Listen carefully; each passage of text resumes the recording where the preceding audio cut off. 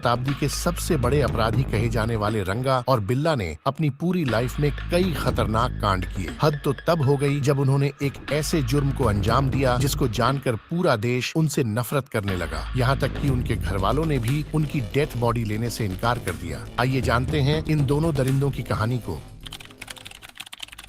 Indian navy के जाने माने कैप्टन मदन मोहन चोपड़ा धौला कुआं में अपनी एक वाइफ और 2 बच्चों के साथ रहते थे। उनकी 16 वर्ष की बेटी गीता चोपड़ा जीसस एंड मेरी कॉलेज न्यू दिल्ली में 2nd ईयर की स्टूडेंट थी और उनका 14 वर्ष का बेटा Sanjay Chopra new modern school में क्लास 10th का छात्र था। शनिवार 26 अगस्त 1978 को दोनों भाई बहन पुनल इंडिया रेडियो पर युगवानी नामक एक चैनल पर कार्यक्रम में भाग लेने के लिए शाम 6:15 पर घर से निकलते हैं। वहां उनको 7 बजे तक पहुंचना था और फिर कार्यक्रम खत्म होने के बाद 9 बजे वहां उनके पापा वापस उनको लेने वाले थे। कुलानंद नामक व्यक्ति ने उनको धौला कुआं के चौराहा पर देखा था और फिर MS नंदा नाम के एक व्यक्ति ने धौला कुआं से गोले डाक खाना तक लिफ्ट दी। शाम 6:30 पर भगवान दास ने गोले डाक खाना में योग आश्रम के पास सरसों रंग की फिएट कार को वहां से जाते हुए देखा। उस कार में उसने देखा कि एक लड़की ड्राइवर के पीछे वाली सीट पर बैठी है और ड्राइवर के बाल खींच रही है। उसी के साथ ये भी देखा कि लड़की के पास एक लड़का बैठा है जो ड्राइवर के पास वाली सीट पर बैठे शख्स से लड़ रहा है। ये सब देखकर उन्होंने अपने स्कूटर से गाड़ी का पीछा किया, पर अफसोस की गाड़ी हाथ से निकल जाती है। उसके बाद शाम 6:45 पर भगवान दास ने इसकी सूचना लोकल पुलिस थाना को दी और उन्होंने गाड़ी का नंबर HRK 8930 बताया, पर पुलिस कंट्रोल रूम के ऑफिसर ने इसे MRK 8930 नोट किया। जब वो कार बाबा खड़क सिंह मार्ग से होकर गुजरी तो वहां से गुजर रहे दिल्ली विकास प्राधिकरण के जूनियर इंजीनियर इंद्रजीत सिंह ने भी उस कार को शक भरी नजरों से देखा और जब उसको यकीन हो गया कि उसमें कुछ गड़बड़ है तो फौरन उसका पीछा किया। पर यहाँ भी बदकिस्मत से कार ने अपनी स्पीड बढ़ा ली और कार इंद्रजीत के नजरों से छूट गई। भगवान दास की तरह इन्होंने भी वहाँ के नजदीकी पुलिस स्टेशन राजेंद्र नगर को कार का सही नंबर नोट करके इन्फॉर्म कर दिया। पुलिस ने इतनी फुर्ती नहीं दिखाई और इसको एक नॉर्मल केस समझकर जाने दिया। वो एरिया उनके अधिकार एरिया से बाहर था, इसलिए वे मेरठ हाई कोर्ट से अनुमति लिए बिना आगे नहीं बढ़ सकते थे। इधर रात 8 बजे मदन मोहन सिंह ने जैसे ही अपने बच्चों का ऑडिशन सुनने के लिए रेडियो चालू किया तो पता चला कि उनकी जगह किसी और ने ले ली है। फिर उन्होंने सोचा कि शायद प्रोग्राम कैंसिल हो गया होगा।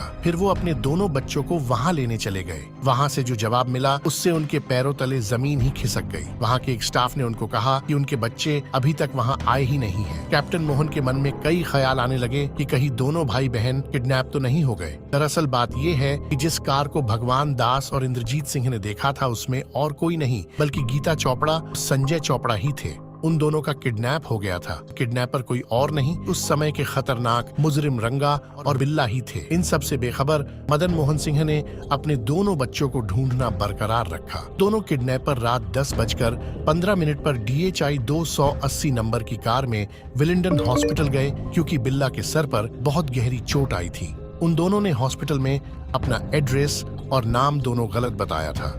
के डॉक्टर द्वारा पूछे जाने पर उन्होंने बताया कि उनको कुछ चोरों ने मिलकर लूटा और उनकी घड़ी छीन कर भाग गए। हॉस्पिटल में ड्यूटी पर तैनात कांस्टेबल रणबीर सिंह ने उनकी रिपोर्ट पुलिस थाने में भेजी और लूट का केस मानकर पुलिस थाने से 2 और कांस्टेबल आए और रंगा और बिल्ला को वहां ले गए जहां उनको लूटा गया था। रंगा और बिल्ला उनको गलत स्थान पर ले गए। वहां से कोई लूट वाला सीन नजर नहीं आया तो उन दोनों को दूसरे दिन सुबह वापस बुलाने का फैसला किया। उसके बाद डॉक्टर के मर्जी के खिलाफ जाकर वो दोनों तुरंत वहां से निकल गए। दूसरे दिन जब पुलिस रंगा और बिल्ला द्वारा बताए गए एड्रेस पर पहुंची तो पता चला कि एड्रेस पर तो कोई और ही रहता है। इसी के साथ पुलिस ने उस कार के नंबर का पता लगाया तो पता चला कि वो नंबर किसी स्कूटर का था। तब पुलिस को शक हुआ कि मामला नॉर्मल नहीं है। इधर कैप्टन मोहन सिंह ने भी अपने बच्चों की गुमशुदा रिपोर्ट पुलिस थाने में दर्ज करा दी। उन्होंने अपनी ओर से ही दोनों मासूमों को ढूंढना बरकरार रखा। अभी तक पुलिस की ओर से भगवान दास और इंद्रजीत की रिपोर्ट पर कोई एक्शन नहीं लिया गया था। 28 अगस्त 1978 को शाम 6 बजे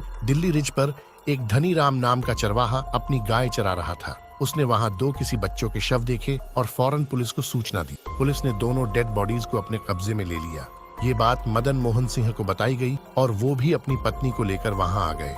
इसके बाद कुछ ऐसा होता है जिसे जानकर आपके पैरों तले जमीन ही खिसक जाएगी। उन्होंने देखा कि वो दोनों कोई और नहीं बल्कि संजय चोपड़ा और उसकी बहन गीता चोपड़ा ही थे। आखिर उनके साथ ऐसा क्या हुआ होगा उस मनहूस रात को। 29 अगस्त को दोनों बॉडीज का पोस्टमार्टम कराया गया। फिर पता चला कि उनका शरीर सड़न की अंतिम अवस्था में है और लड़की के शरीर पर कई चाकू से घाव के निशान है और जबड़ा भी टूटा हुआ है। इसी के साथ हल्का हल्का ये भी पता चलता है कि वो यौन उत्पीड़न की शिकार भी हुई है। लड़के की बॉडी से भी यही रिपोर्ट सामने आई कि उसको भी किसी धारदार हथियार से मारा गया है। अब ये सब पता चलने के बाद मदन मोहन सिंह ने फौरन उनके बच्चों के हत्यारों को ढूंढने के लिए पुलिस पर प्रेशर डाला। जब उनको लगा कि पुलिस अपने कार्य में लापरवाही बरत रही है तो उन्होंने मीडिया वालों के पास जाने का फैसला किया। जब ये बात पूरे देशवासियों को पता चली तो यकीन मानिए उस समय इतनी भारी मात्रा में पब्लिक हत्यारों को जल्द से जल्द पकड़ने और फांसी देने की गुहार लगाने लगी कि जैसे निर्भया कांड में हुआ था। अब इस केस ने भी एक विकराल रूप ले लिया था। मीडिया वालों की तरफ से भी दिल्ली पुलिस पर प्रेशर आने के कारण अब ये case sub inspector Om Prakash के हाथों में आ गया था। उन्होंने इस केस को गहराई से स्टडी किया तो पता चला कि हो ना हो भगवान दास ने जो रिपोर्ट दर्ज कराई थी